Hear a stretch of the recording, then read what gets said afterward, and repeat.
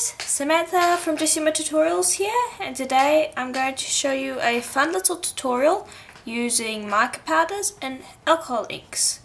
So we're going to be working with white polymer clay today, and what you want to do is you want to cut out a square of your polymer clay, and you need 2 squares, and we are going to colour this white polymer clay with alcohol inks. So I've got turquoise and indigo here, and what we're going to do is we're just going to pop a little bit of the turquoise on one of the blocks, and then we will let that dry, and we're going to do the same for the indigo, and this is to tint our white, and then we're going to do a skinner blend with it. So just use my finger to spread it out, because that helps it dry quicker. And just clean it off. And then spread this as well.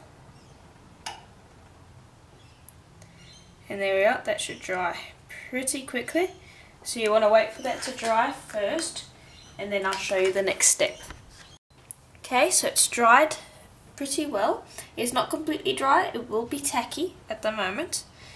But what you want to do is you now want to fold this over so that it forms a triangle like that, and you'll do the same for this one so that it forms a triangle. And then we'll just pick that up, and I'll just get rid of any debris, and then we'll just pop those together to form a skinner blend. Okay, and then I will run this through my pasta machine. Now this is pretty messy the way I'm doing it, but it wastes less clay.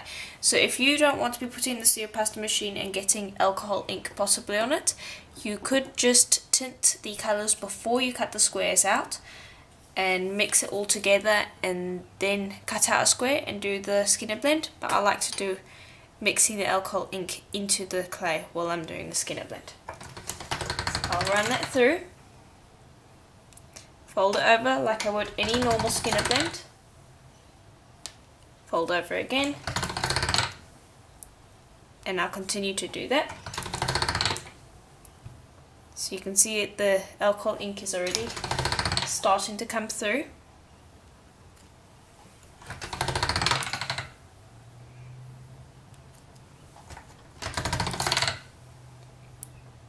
So it's already forming something that's looking quite interesting, and you can decide whether you want a complete blend or not, because that's already quite interesting. I might just do one more, and these ends will sometimes get messed up, so just push them in on itself. Okay, there we are.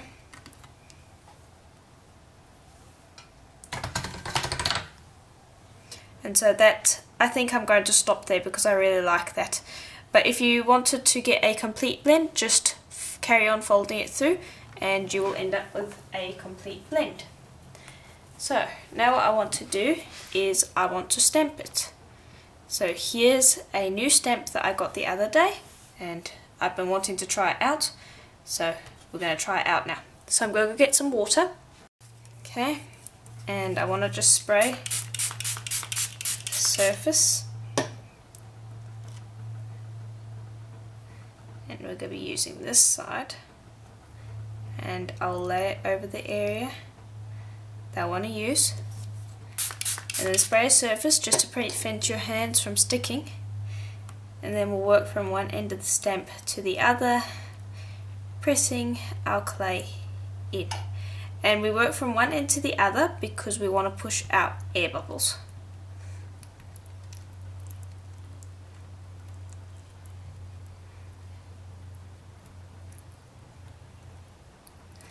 Okay, just about done.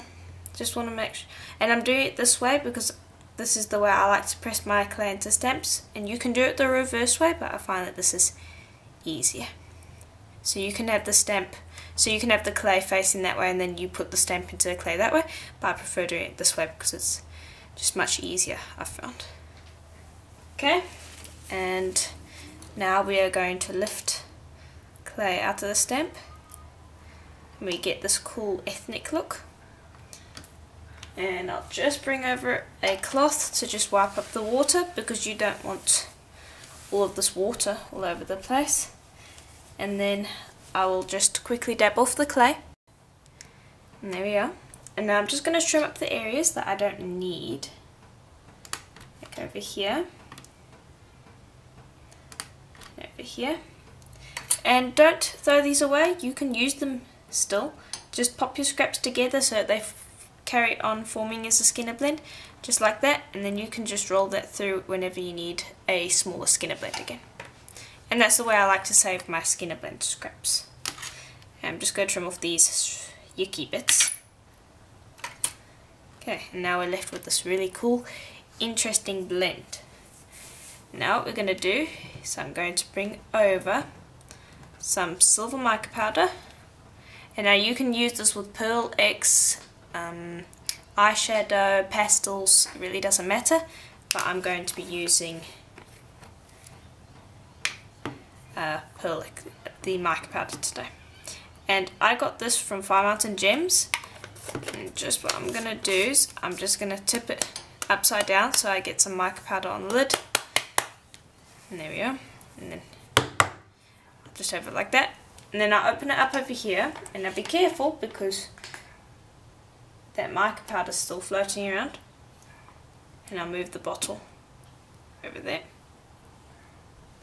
Okay, now we've got some mica powder on the bottom over here, which I can use. And I'm just gently going to go over the raised area of the pattern with the silver to give it some shine. And I'm just using the base of my finger, of course.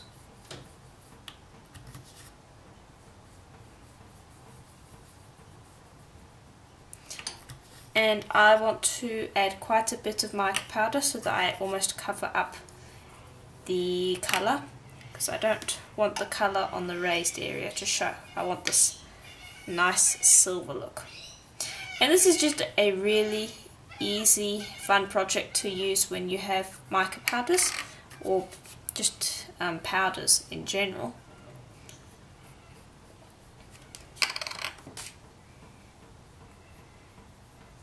I'll just grab some more, and you want to just carry on going until you get a really nice full coat of mica powder.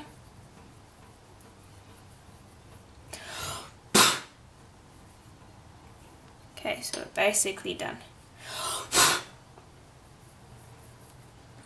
Just want to cover up these triangles a bit more.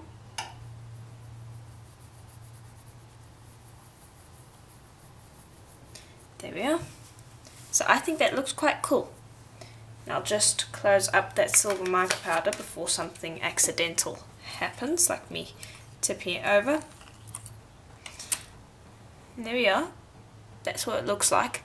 So that's quite interesting. It would form an interesting part of a bead. And I'll just bring this up so you can see the grain that the alcohol ink has given it. So it looks really cool. And then when you make a bead, you could do something else. So maybe you could add a bit of texture to these raised areas. You could even put liquid clay in these little holes. So I'm going to bring over some sandpaper and add some texture to the top over here. Okay, so here it is now that it's textured with some sandpaper. So I'll just bring that up, and I used quite a coarse grit of sandpaper, and I just gently tapped it over the top to get rid of, well, to avoid getting it in these indented areas. So it's just the top bit. So it gives a really cool stone effect. So I do hope that that tutorial was helpful to you, and if it was, please do check out the links below. There'll be links to more tutorials like this one. And please check out my website, Jessama Tutorials. I have a whole bunch of articles on there and places where you can send in pictures of what you've done using my tutorials. And please do check out my Patreon account, as I have a whole bunch of full-blown project tutorials on there, and colour recipes and all sorts of things that I'm sure you guys will love. So do check that out, as that's always helpful to me. And as always, I hope to see you in the next tutorial. Bye for now.